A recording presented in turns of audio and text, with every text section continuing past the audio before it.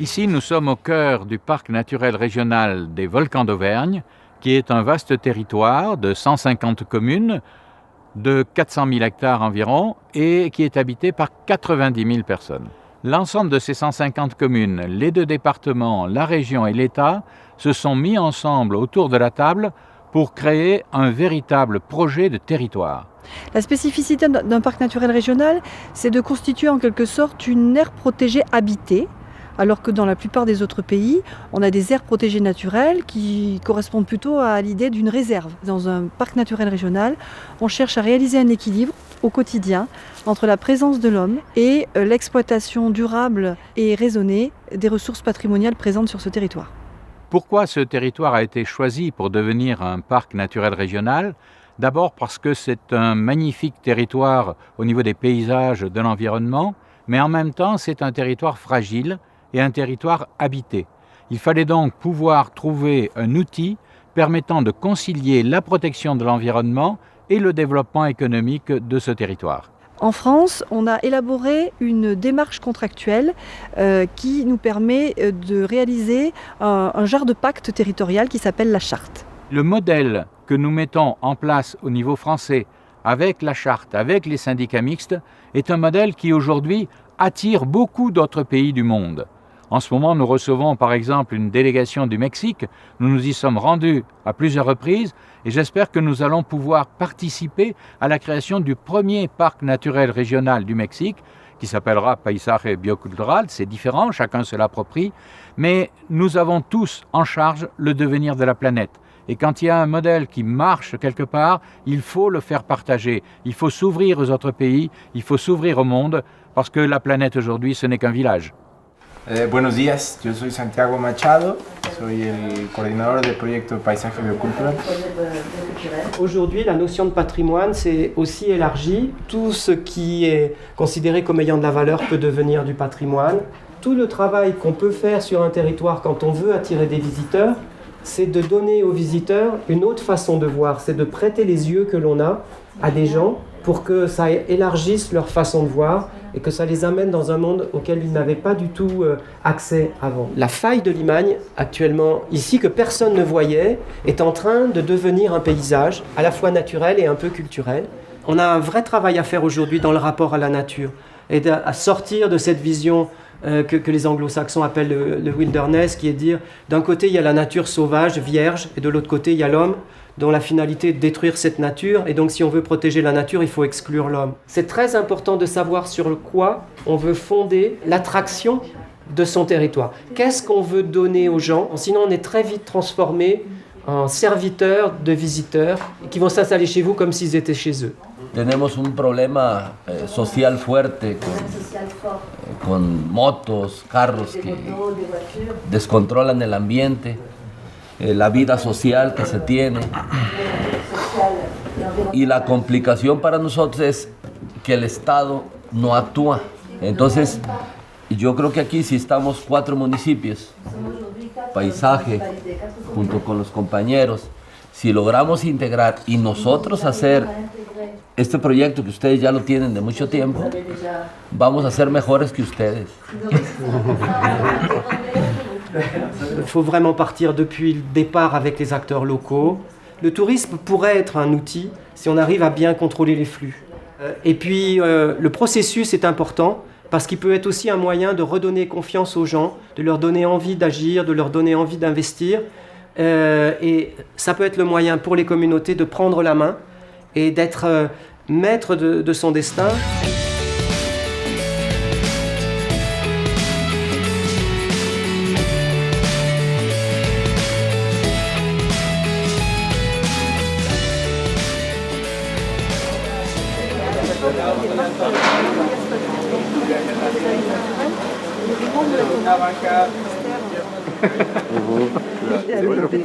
¿Sabe el nombre del pasto? Es criollo. La variedad del pasto es criollo de la región. La variété de ce foin provient d'ici. Oui, ça vient d'ici, mais c'est la prairie naturelle, c'est pas... C'est natural, viene de aquí. Nosotros decimos criollo. Allá tenemos uno que se llama verdura. Ils ont une espèce qui s'appelle verdure aussi. Ah, pues ¿cuánto hemos aprendido? On a beaucoup appris aujourd'hui.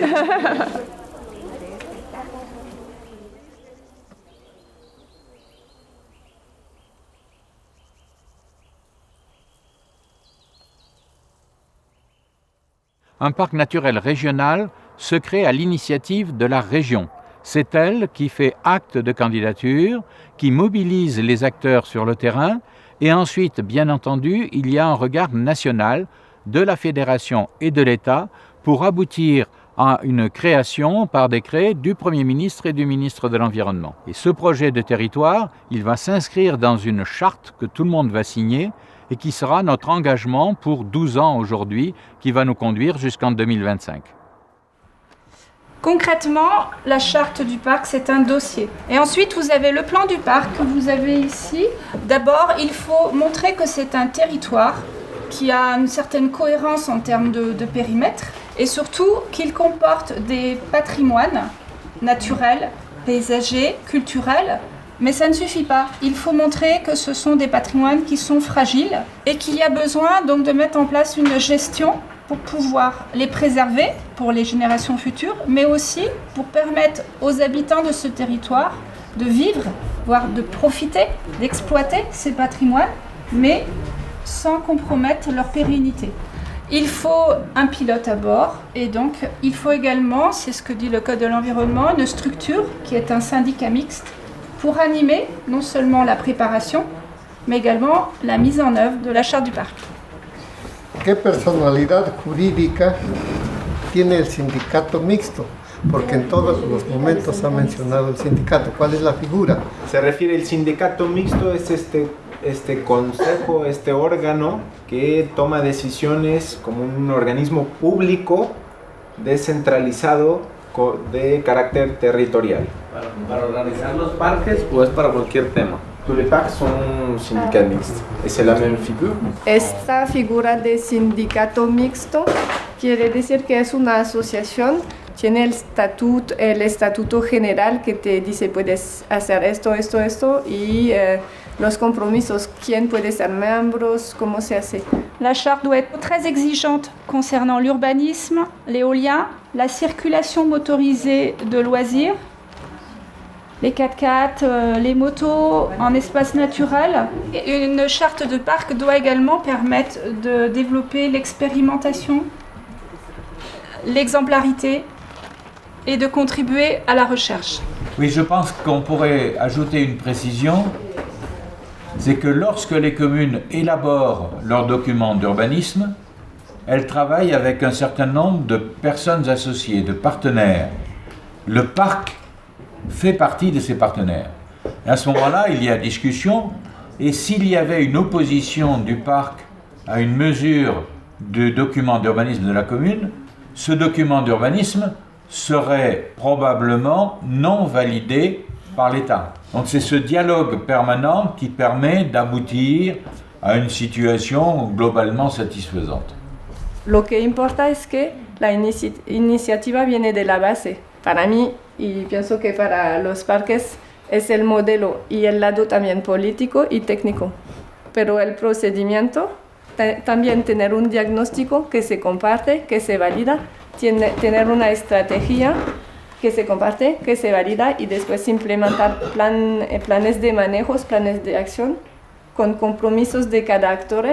Eso es un manejo de proyecto cualquiera. Entonces, esos son los elementos claves. Por eso, este es el modelo que debemos de seguir. Debemos de tropicalizarlo a nuestras circunstancias, pero es un modelo que en lo general nos dicta las líneas que debemos de trabajar. Il en manque là-bas encore. L'exemple de cet après-midi part d'une de vos demandes qui concerne la marque Parc, donc destinée à faire vendre des produits.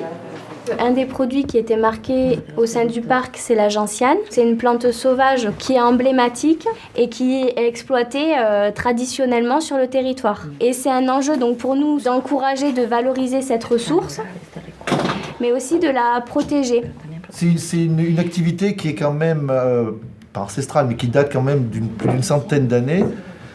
Il y a des collecteurs, il y a des arracheurs, il y a des distributeurs, ceux qui transforment, les choristes. Voilà. On a essayé depuis 3 ans rassembler tous ces gens et voir par rapport à la pérennité. Et donc l'intérêt de travailler avec le parc, c'est aussi d'avoir une certaine protection, entre parenthèses, reconnaissance du travail, de ce qui est en train de se faire, et de respect aussi de l'environnement au sens global, quoi. Alors, tu as développé la culture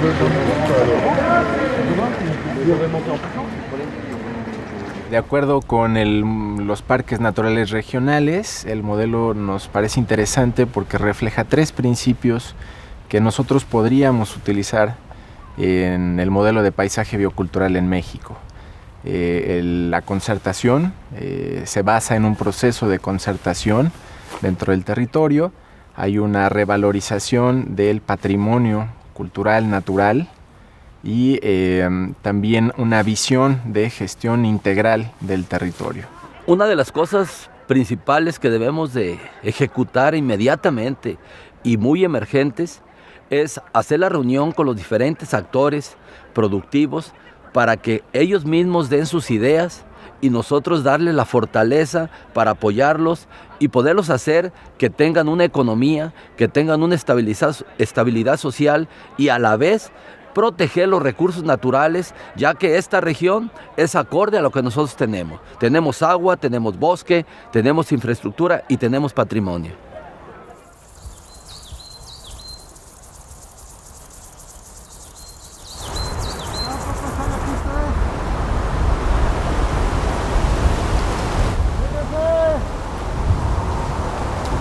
Para poder decidir qué es lo que va a venir en la carta, tenemos que sentarnos y platicarlo y podemos trabajar juntos o podemos determinar metas juntos.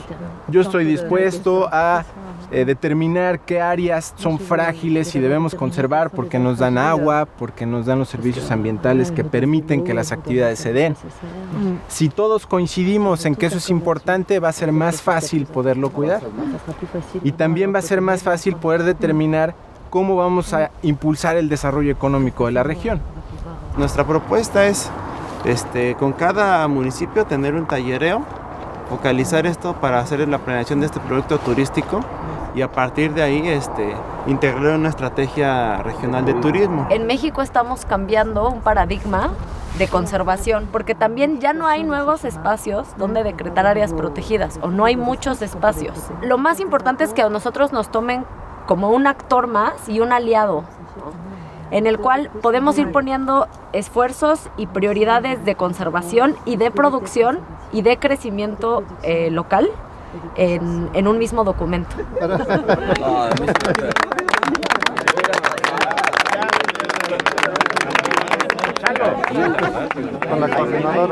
Y a mí me da mucha satisfacción pensar que tenemos esa oportunidad pues, de cambiar las cosas, ¿no? Es también una responsabilidad el saber que podemos hacerlo.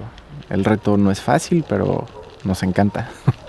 Tenemos una gran misión y traigo una gran visión para que nuestra región sea como ustedes, sea una región sustentable, sea una región de crecimiento y para ello vamos a trabajar. ¡Y ánimo! En este momento, pongan atención, ¡México! Ils sont en train de créer un parc naturel là-bas.